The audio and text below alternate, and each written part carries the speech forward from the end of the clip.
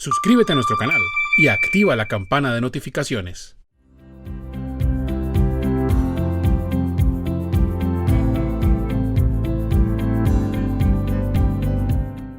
¿Se puede pactar un salario en especie con un trabajador del servicio doméstico interno?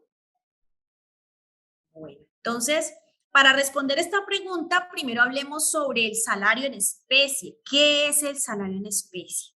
El salario en especie es una modalidad del salario, ¿sí?, que permite el Código Sustantivo del Trabajo pactar. ¿En qué consiste? Consiste en que el trabajador y el empleador establecen que la remuneración, parte de la remuneración que recibirá el trabajador por el servicio prestado, no se entregará en dinero, sino que se entregará en cualquier cosa distinta al dinero, bienes o servicios, ¿sí? Que puede ser la habitación, el vestido, puede ser el hospedaje, puede ser los servicios, la comida, ¿sí?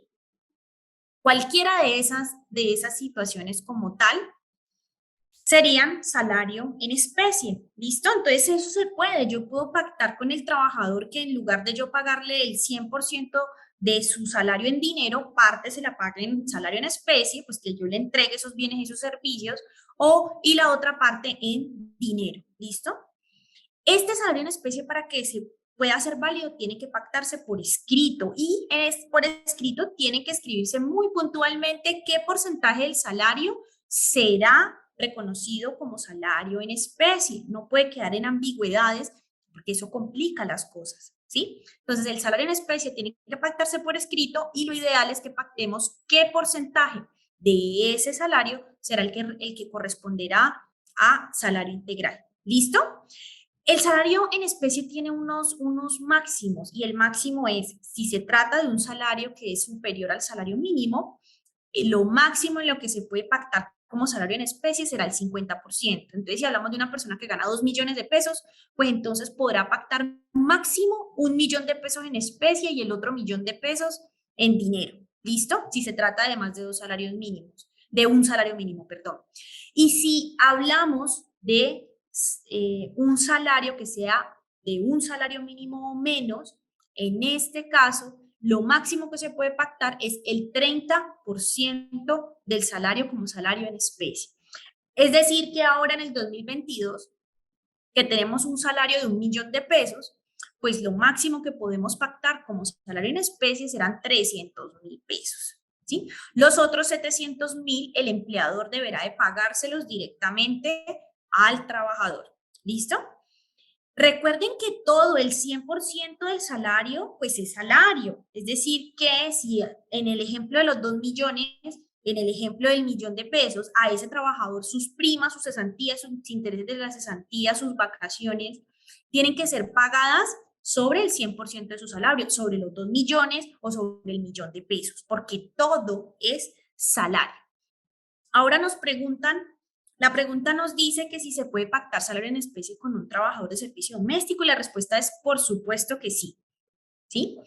De hecho, una de las formas de trabajo en donde más se utiliza el salario en especie es cuando se presta el servicio de esta manera, como una persona interna o como un cuidador. ¿Sí?